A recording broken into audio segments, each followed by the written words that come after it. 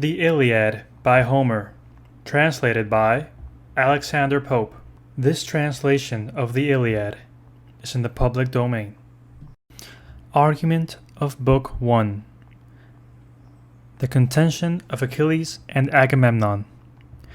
In the war of Troy, the Greeks, having sacked some of the neighboring towns, and taken from thence two beautiful captives, Chryses and Briseis, allotted the first to Agamemnon, and the last to Achilles. Chryses, the father of Chryseis and priest of Apollo, comes to the Grecian camp to ransom her, with which the action of the poem opens, in the 10th year of the siege. The priest, being refused and insolently dismissed by Agamemnon, entreats for vengeance from his god, who inflicts a pestilence on the Greeks. Achilles calls a council and encourages Chalcas to declare the cause of it, who attributes it to the refusal of Chryses. The king, being obliged to send back his captive, enters into a furious contest with Achilles, which Nestor pacifies. However, as he had the absolute command of the army, he seizes on Briseis in revenge.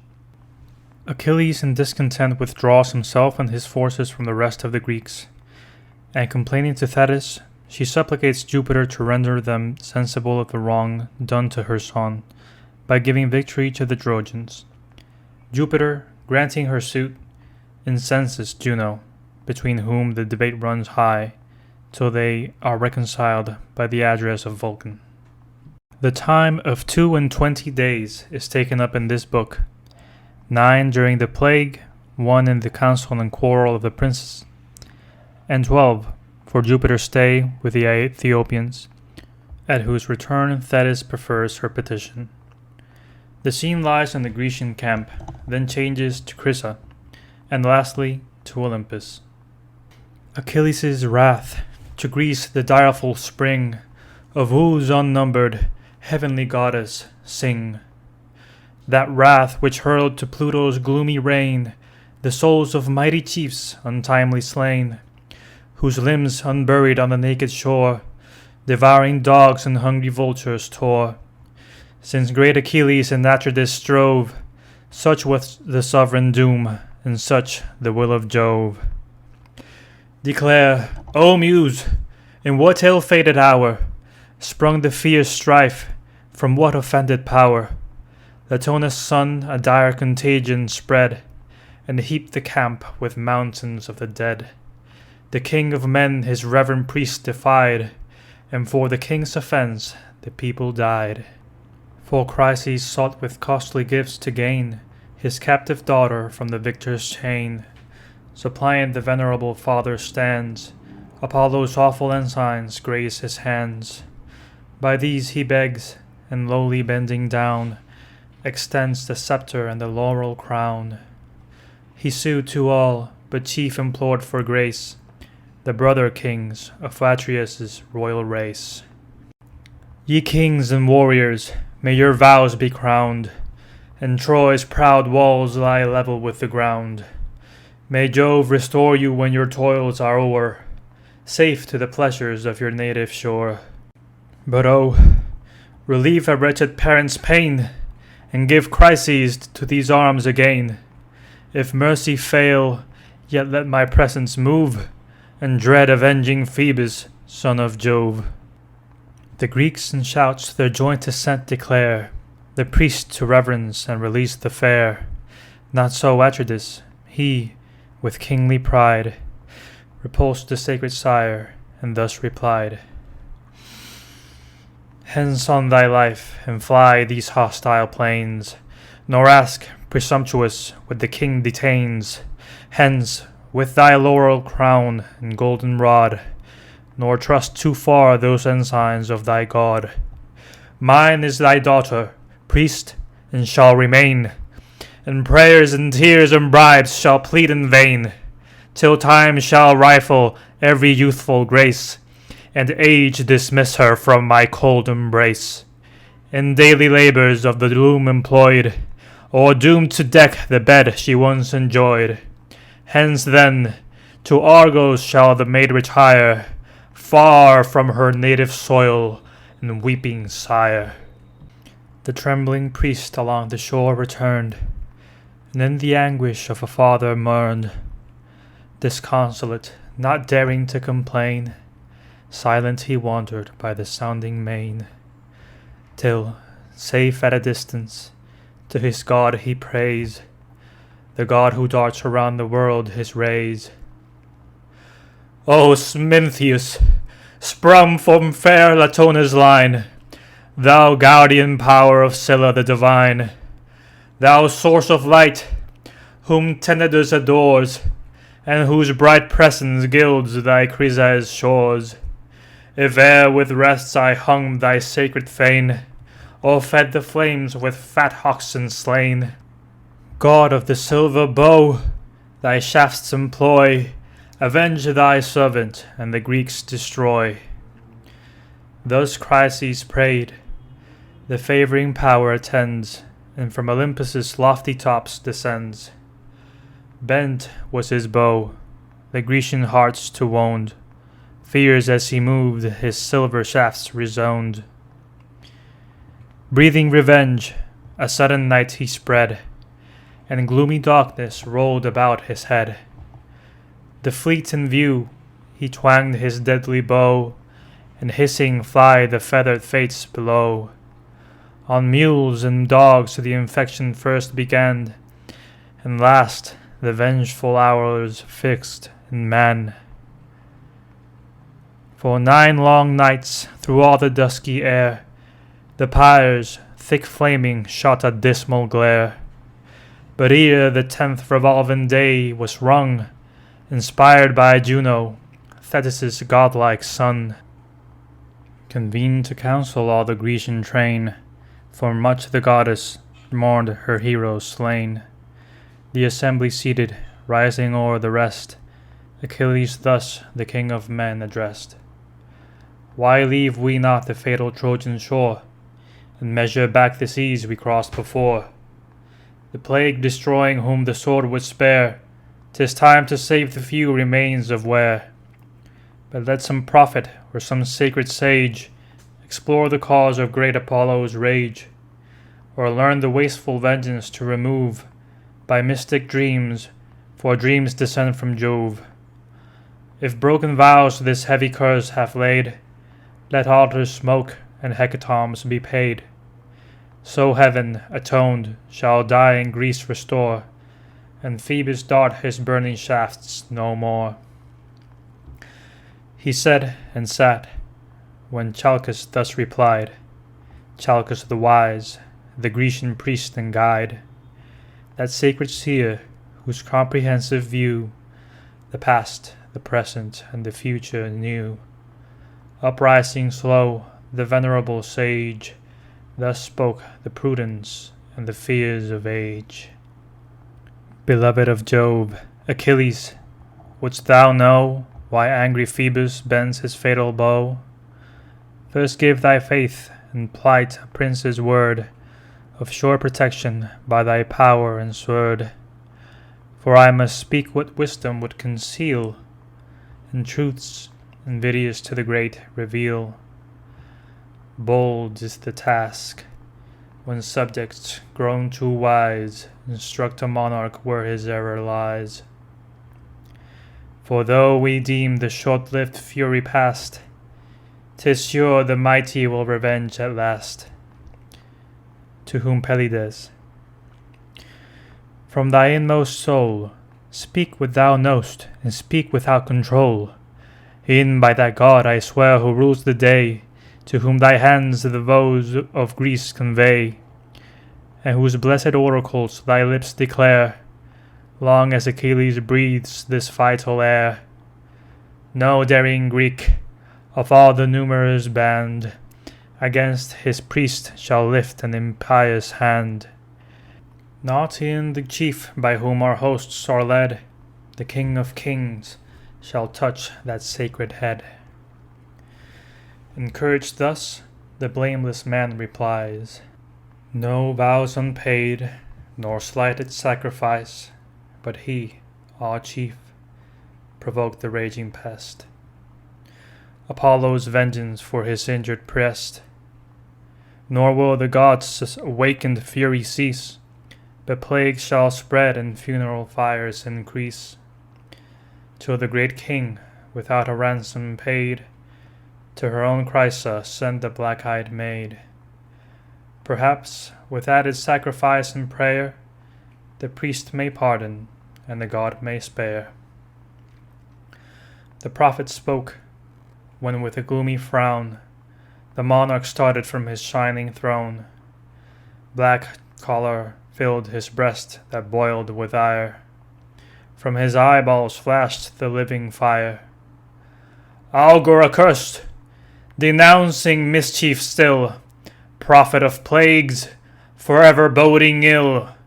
Still must that tongue some wounding message bring, and still thy priestly pride provoke thy king.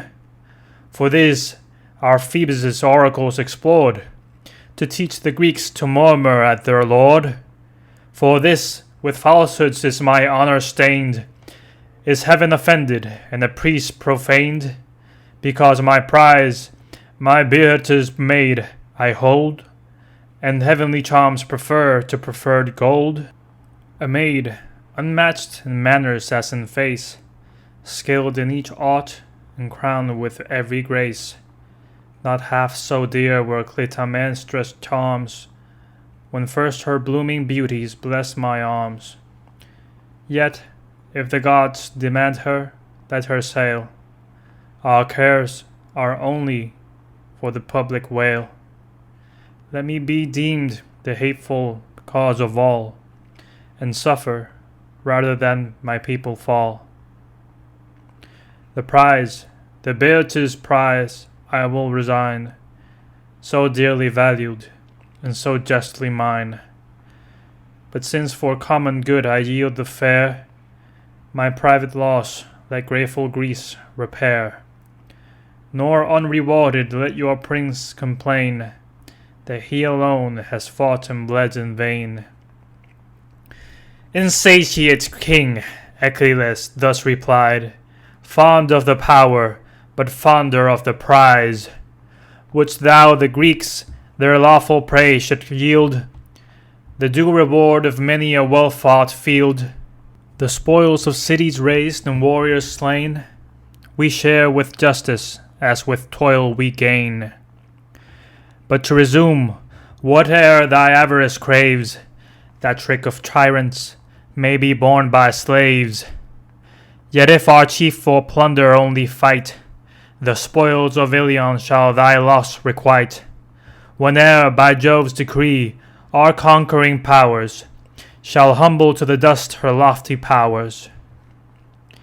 Then thus the king, shall I my prize resign, with tame content, and thou possessed of thine? Great as thou art, and like a god in fight, think not to rob me of a soldier's right. At thy demand shall I restore the maid? First let the just equivalent be paid, such as a king might ask, and let it be a treasure worthy her, and worthy me. Or grant me this, or with a monarch's claim, this hand shall seize some other captive dame. The mighty Ajax shall his prize resign, Ulysses' spoils, or even thy own, be mine. The man who suffers loudly may complain, and rage he may, but he shall rage in vain. For this when time requires, it now remains, we launch a bark to plough the watery plains, and waft the sacrifice to Chrysa's shores, with chosen pilots and with labouring oars. Soon shall the sable ship ascend, and some deputed prince the charge attend. This Creta's king or Ajax shall fulfill, or wise Ulysses see performed our will. Or, if our royal pleasure shall ordain, Achilles' self conduct her o'er the main. Let fierce Achilles, dreadful in his rage, the grot propitiate, and the pest assuage. At this, Pelides, frowning stern, replied, "O tyrant, armed with insolence and pride, inglorious slave to interest, ever joined with fraud, unworthy of a royal mind, what generous Greek, obedient to thy word, shall form an ambush, or shall lift the sword? What cause have I to war at thy decree? The distant Trojans never injured me. To Pythia's realms no hostile troops they led, safe in her vales my warlike coursers fed.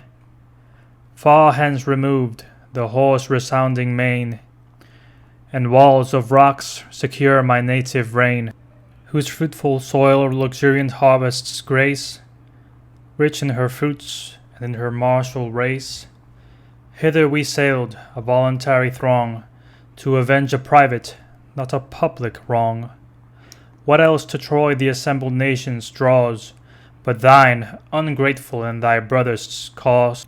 Is this the pay our blood and toils deserve, disgraced and injured by the man we serve? And darest thou threat to snatch my prize away, due to the deeds of many a dreadful day? A prize as small, O tyrant, matched with thine, as thy own actions if compared to mine. Thine in each conquest is the wealthy prey, though mine the sweat and danger of the day.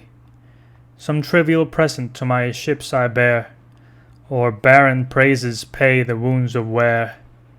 But know, proud monarch, I'm thy slave no more. My fleet shall waft me to Thessalius' shore. Left by Achilles on the Trojan plain, what spoils, what conquests shall Atrides gain?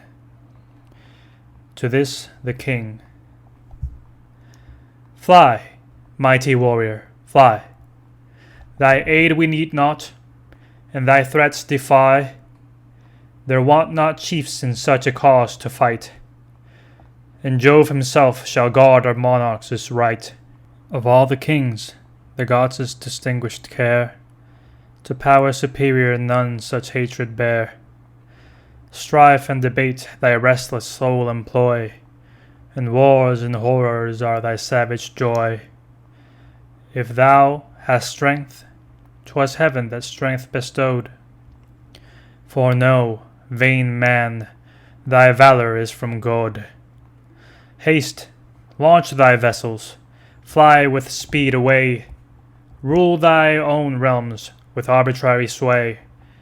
I heed thee not, but prize at equal rate thy short-lived friendship and thy groundless hate. Go, threat thy earth-born Myrmidons, but here 'tis mine to threaten, prince, and thine to fear. Know, if the god the Beatus dame demand, my bark shall waft her to her native land. But then prepare, imperious prince, prepare, fierce as thou art, to yield thy captive fair. Even in thy tent I'll seize the blooming prize, thy loved Briseis with the radiant eyes. Hence shalt thou prove my might, and curse the hour thou stoodst a rival of imperial power.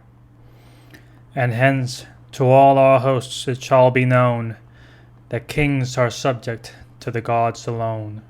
Achilles heard, with grief and rage oppressed, his heart swelled high and labored in his breast. Distracting thoughts by turns his bosom ruled, now fired by wrath, and now by reason cooled. That prompts his hand to draw the deadly sword, force through the Greeks, and pierce their haughty lord. This whispers soft his vengeance to control, and calm the rising tempest of his soul.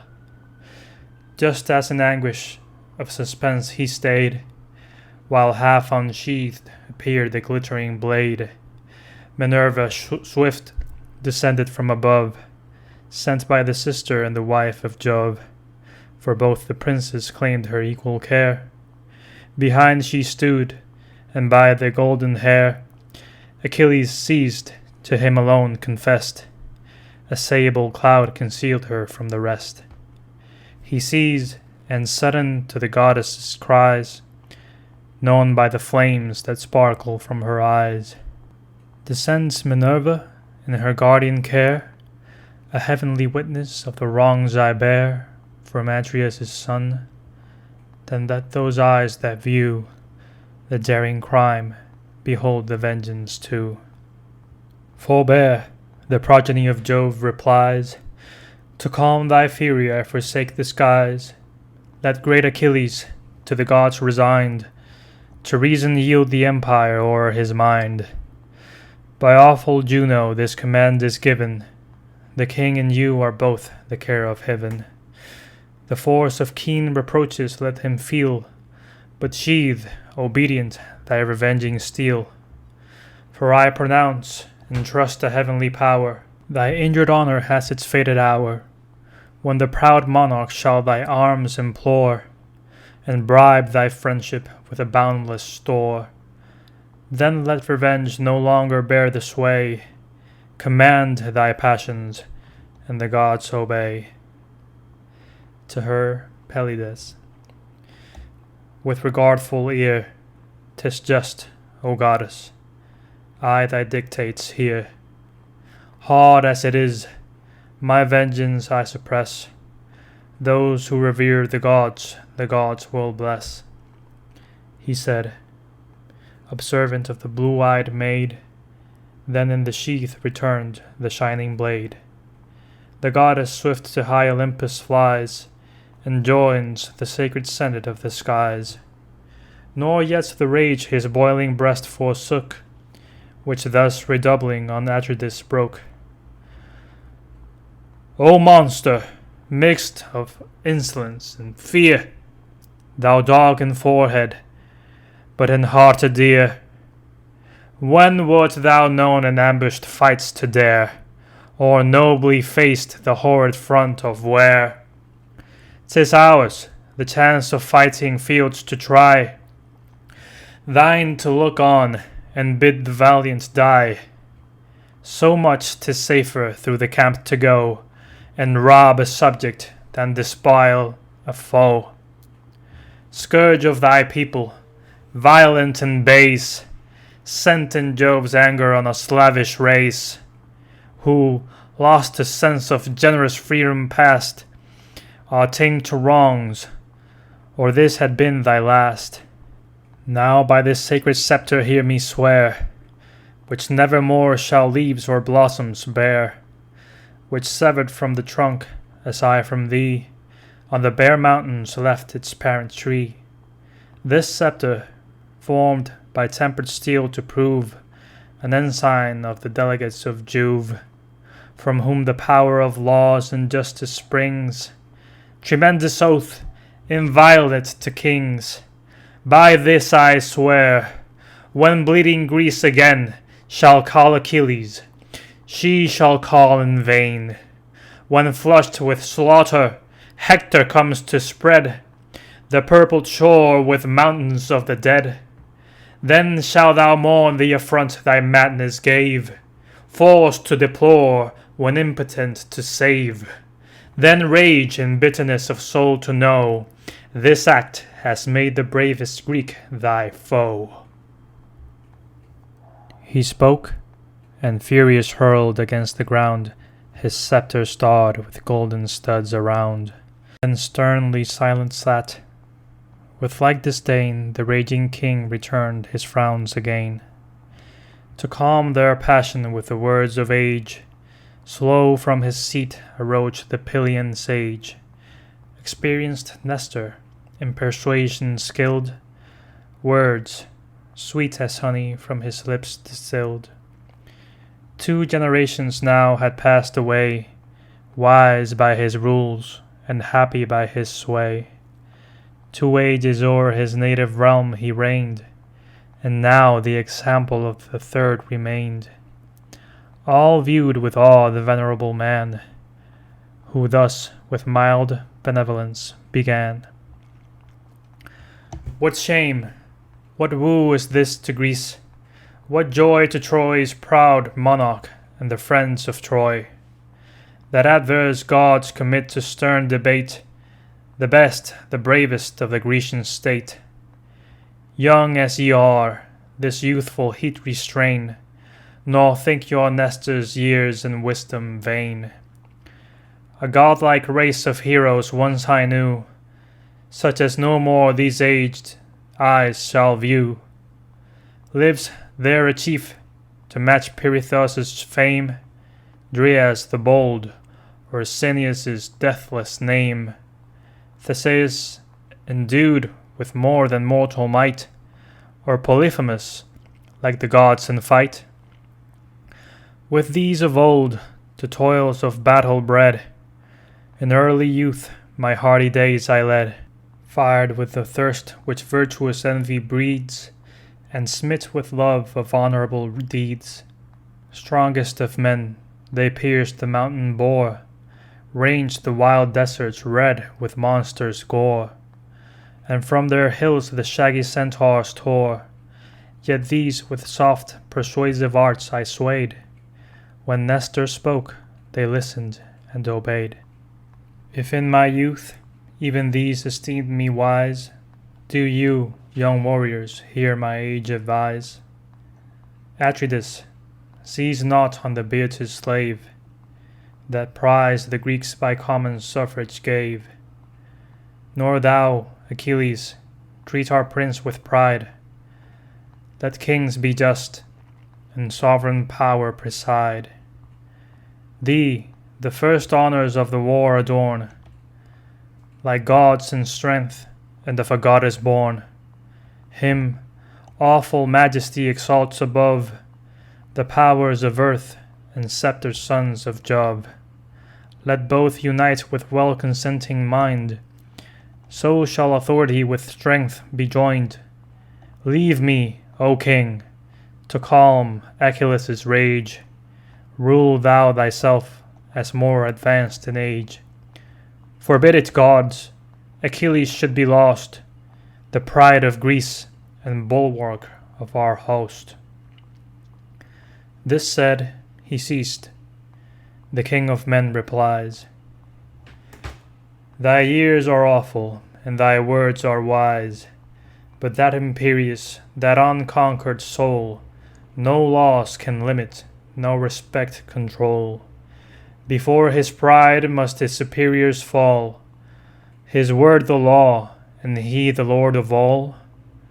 Him must our hosts, our chief, ourselves obey. What king can bear a rival in his way? Grant that the gods his matchless force have given, has foul reproach a privilege from heaven? Here on the monarch's speech Achilles broke, and furious thus, and interrupting spoke. Tyrant, I well deserve thy galling chain, to live thy slave, and still to serve in vain. Should I submit to each unjust decree, command thy vassals, but command not me. Seize on Briseis, whom the Grecians doomed, my prize of war, yet tamely see resumed. And seize secure, no more Achilles draws his conquering sword in any woman's cause. The gods command me to forgive the past, but let this first invasion be the last. For know, thy blood, when next thou darest invade, shall stream in vengeance on my reeking blade. At this they ceased.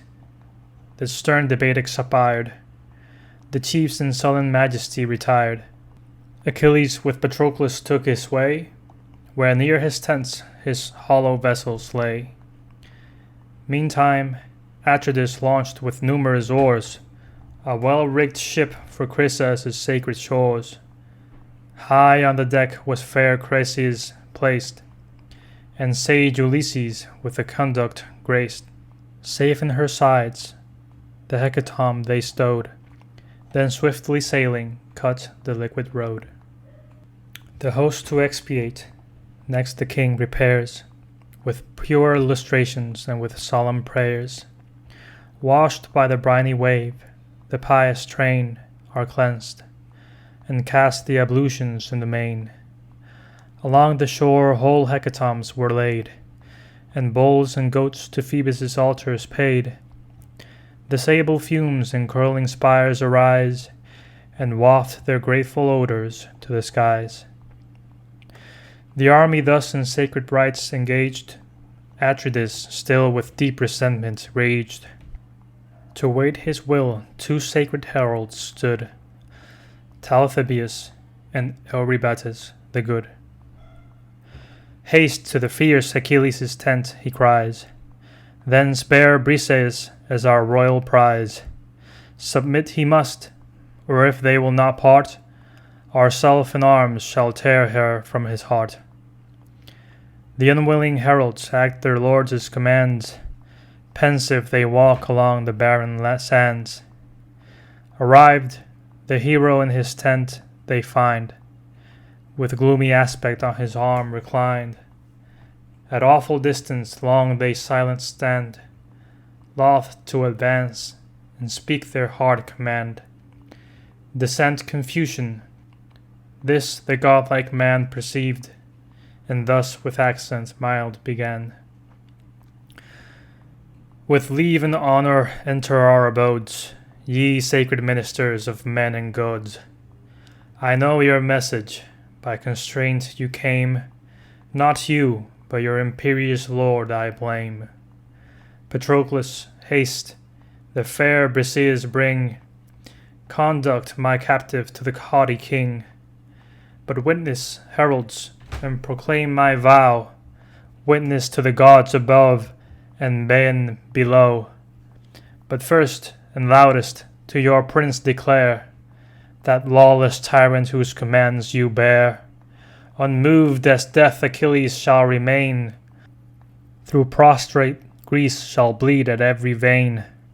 The raging chief in frantic passion lost, blind to himself and useless to his host, unskilled to judge the future by the past, in blood and slaughter shall repent at last.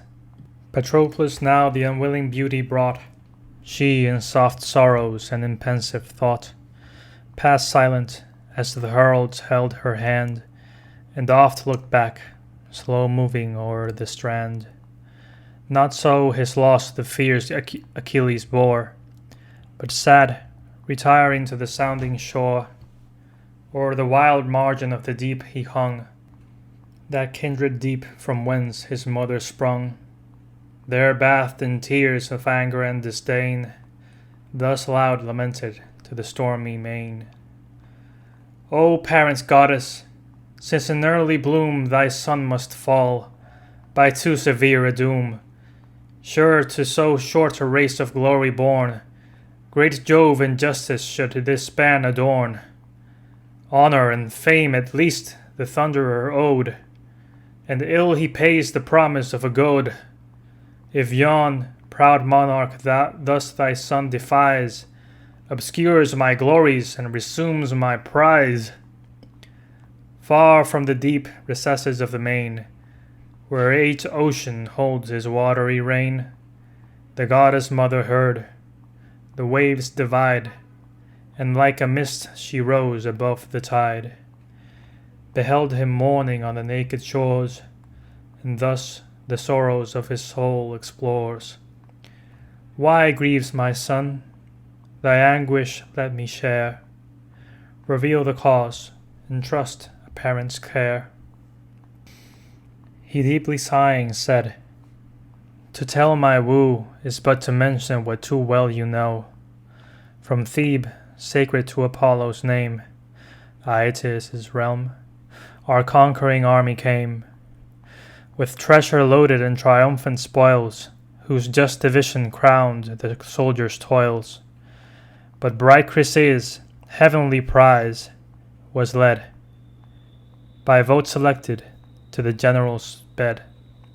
The priest of Phoebus sought by gifts to gain his Beatus' daughter from the victor's chain. The fleet he reached, and lowly bending down, held forth the scepter and the laurel crown. Entreating all, but chief implored for grace, the brother kings of Atreus' royal race. The generous Greeks their joint consent declare, the priest to reverence and release the fair. Not so Atreus, he with wonted pride, the sire insulted and his gifts denied. The insulted sire, his gods' peculiar care, to Phoebus prayed, and Phoebus heard the prayer. And dreadful plague ensues, the avenging darts incessant fly and pierce the Grecian hearts. A prophet then, inspired by heaven, arose, and points the crime and thence derives the woes. Myself the first the assembled chiefs incline, to avert the vengeance of the power divine. Then rising in his wrath, the monarch stormed, incensed he threatened, and his threats performed. The fair Chryses to her sire was sent, with offered gifts, to make the god relent. But now he seized Briseis' heavenly charms, and of my valors his prize defrauds my arms. Defrauds the votes of all the Grecian train, and service, faith, and justice played in vain. But goddess, thou, thy suppliant son attend, to high Olympus' shining court ascend. Urge all the ties to former service owed, and sue for vengeance to the thundering god. Oft hast thou triumphed in the glorious boast, that thou stoodst forth of all the ethereal host.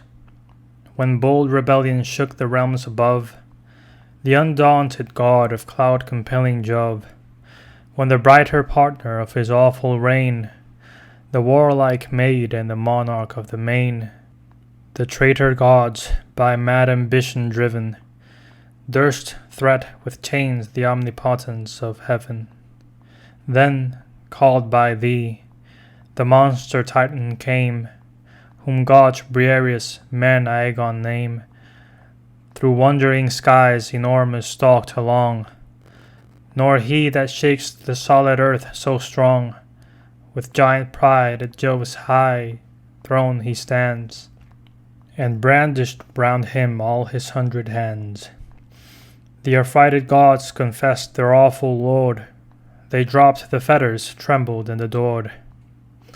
This, goddess, this to his remembrance call, embrace his knees at his tribunal fall, conjure him far to drive the Grecian train, to hurl them headlong to their fleet and main, to heap the shores with copious death, and bring the Greeks to know the curse of such a king.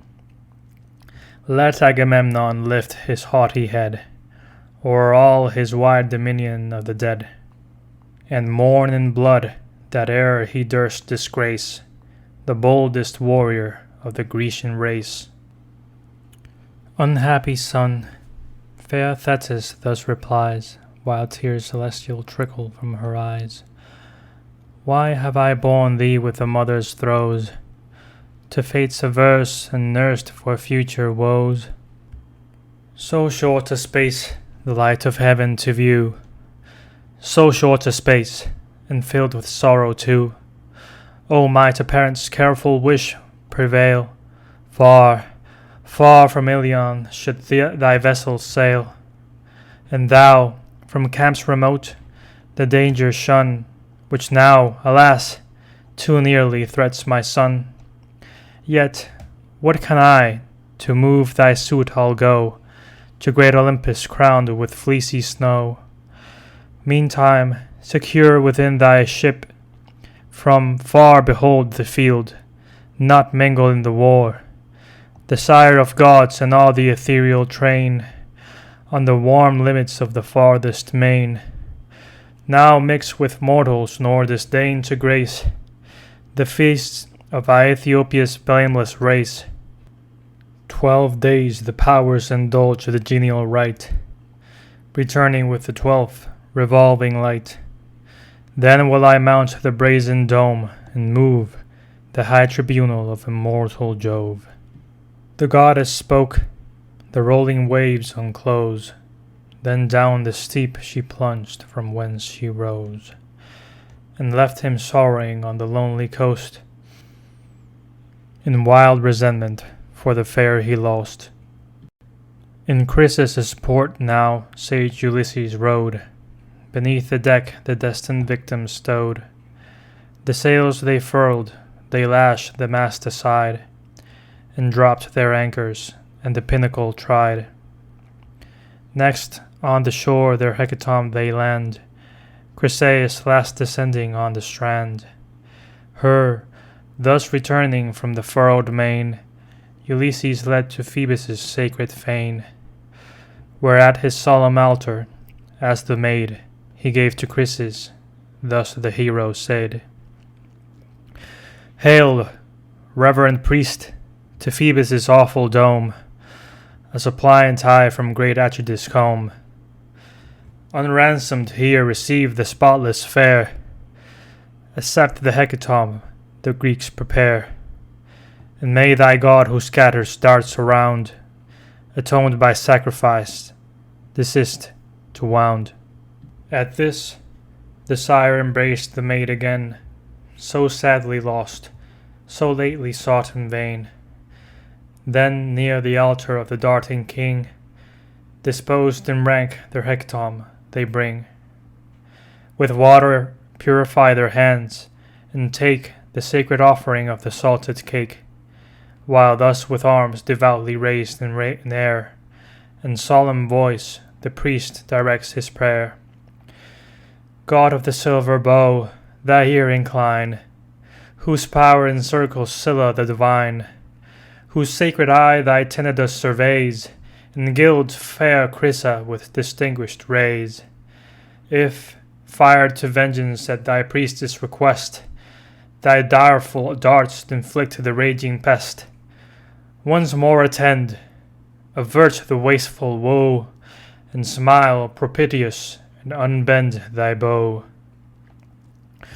So Chryses prayed, Apollo heard his prayer, and now the Greeks their hecatomb prepare. Between their horns the salted barley threw, and with their heads to heaven the victim slew. The limbs they sever from the enclosing hide, the thighs selected to the gods divide. On these, in double cauls involved with art, the choicest morsels lay from every part.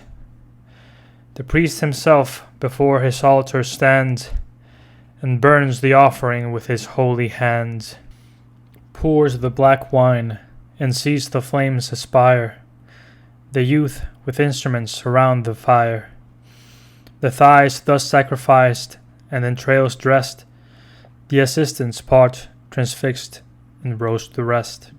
Then spread the tables, the repast prepare, each takes his seat, and each receives his share. When now the rage of hunger was repressed, with pure libations they conclude the feast. The youths with wine the copious goblets crowned, and pleased dispense the flowing bowls around. With hymns divine and joyous banquet ends, the paeans lengthened till the sun descends. The Greeks restored, the grateful notes prolong, Apollo listens and approves the song. 'Twas night, the chiefs beside their vessel lie, till rosy morn had purpled o'er the sky.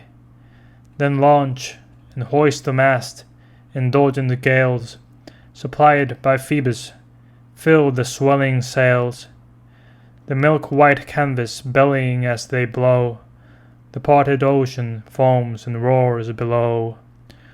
Above the bounding billows swift they flew, till now the Grecian camp appeared in view. Far on the beach they haul their bark to land, the crooked keel divides the yellow sand. Then part, where stretched along the winding bay, the ships and tents and mingled prospect lay.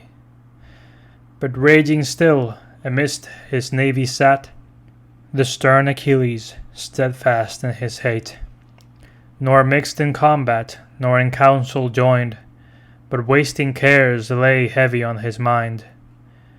In his black thoughts revenge and slaughter roll, and scenes of blood rise dreadful in his soul. 12 days were past, and now the dawning light the gods had summoned to the Olympian height. Jove, first descending from the watery bowers, lets the long order of ethereal powers. When, like the morning mist in early day, rose from the flood the daughter of the sea, and to the seats divine her flight addressed, there, far apart and high above the rest, the Thunderer sat, where old Olympus shrouds his 100 heads in heaven and props the clouds. Suppliant the goddess stood, one hand she placed beneath his beard, and one his knees embraced. "If e'er, O father of the gods," she said, "my words could please thee, or my actions aid, some marks of honor on my son bestow, and pay in glory what in life you owe. Fame is at least by heavenly promise due, to life so short, and now dishonored too. Avenge this wrong, O ever just and wise, let Greece be humbled, and the Trojans rise, till the proud king and all the Achaean race shall heap with honors him they now disgrace." Thus Thetis spoke, but Jove in silence held, the sacred counsel of his breast concealed.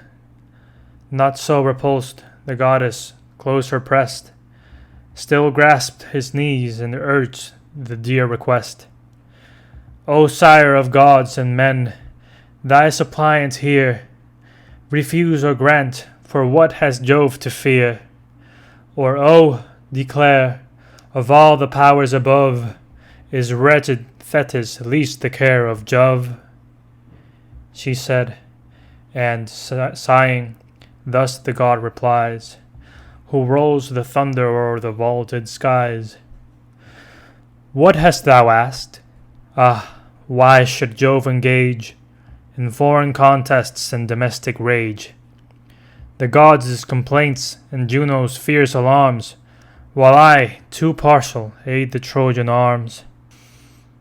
Go, lest the haughty partner of my sway with jealous eyes thy close access survey. But part in peace, secure thy prayer is sped, witness the sacred honors of our head, the nod that ratifies the will divine, the faithful, fixed, irrevocable design. This seals thy suit, and this fulfills thy vows."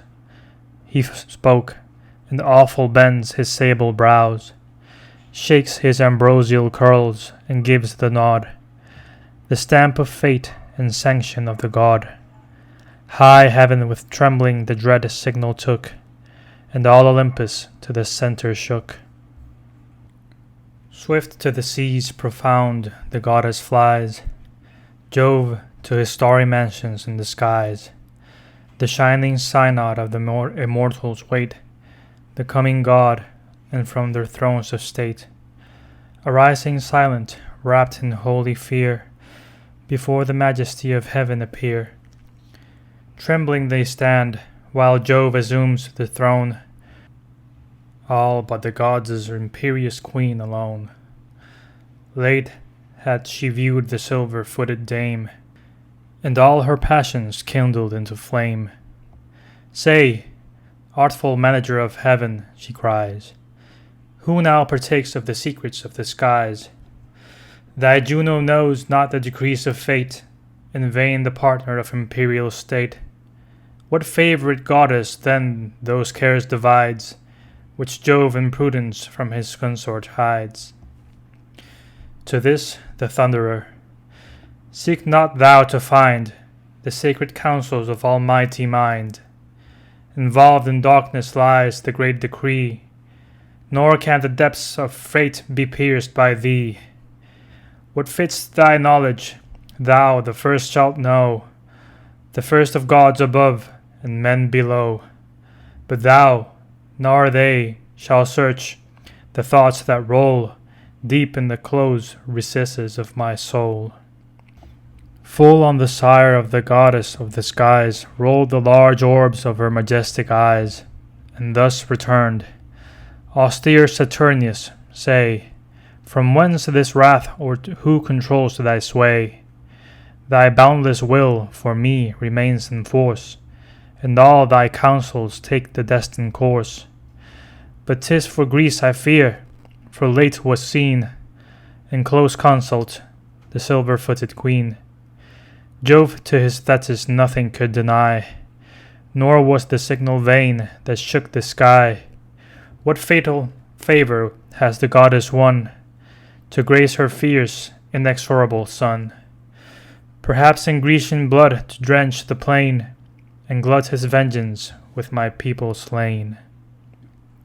Then thus the god, O restless fate of pride, that strives to learn what heaven resolved to hide.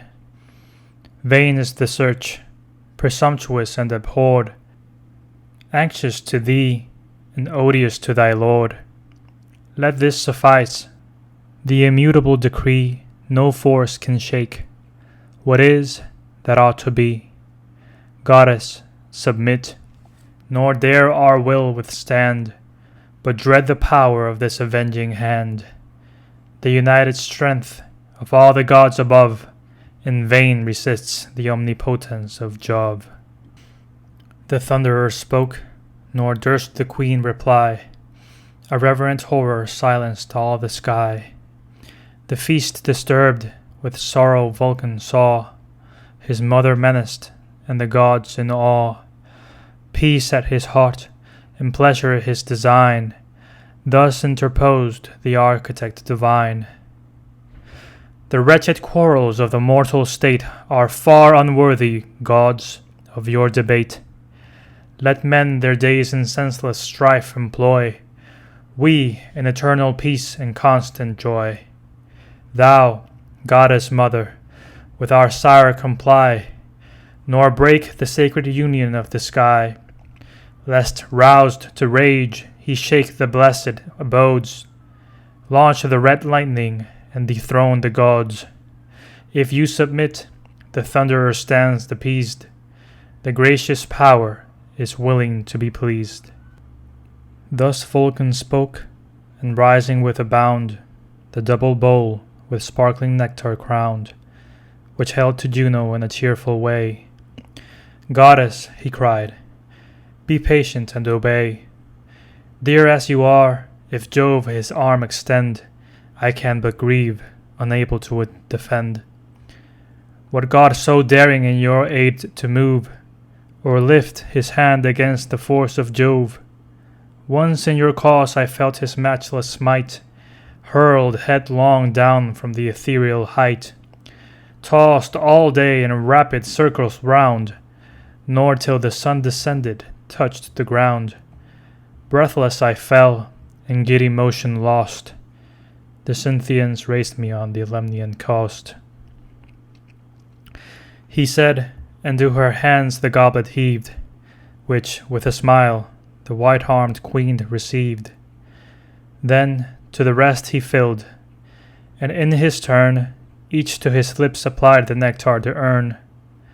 Vulcan with awkward grace his office replies, and unextinguished laughter shakes the skies. Thus the blessed gods the genial day prolong, in feasts ambrosial and celestial song. Apollo tuned the lyre, the muses round, with voice alternate aid the silver sound. Meantime the radiant sun to mortal sight, descending swift, rolled down the rapid light. Then to their starry domes the gods depart, the shining monument of Vulcan's art. Jove on his couch reclined his awful head, and Juno slumbered on the golden bed.